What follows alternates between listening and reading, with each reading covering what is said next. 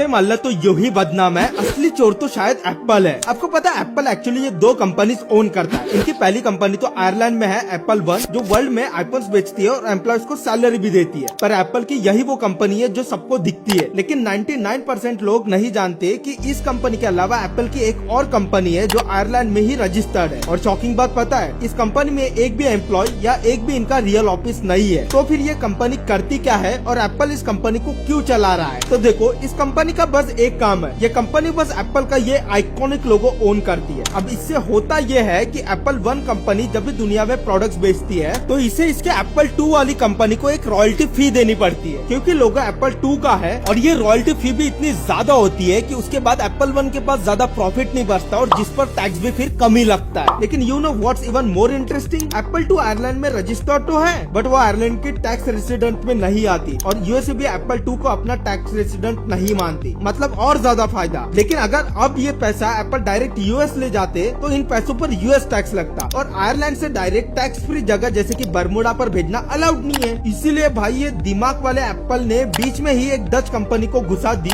जहाँ से पैसा बिना टैक्स लगे बरमुडा तक ये लोग पहुँचा देते हैं। और इस तरीके से एप्पल जो बिलियंस में पैसा कमा रही है वो ऑलमोस्ट जीरो टैक्स भरती है। और इसे ही double Irish with Dutch sandwich के नाम से जाना जाता है। स्टॉक वाले कोर्स में इससे भी ज्यादा खुफिया तरीके से पैसे कमाने के ट्रिक्स बताए हूँ, आपको उसे बाय की लिंक से ज्वाइन करना ही चाहिए।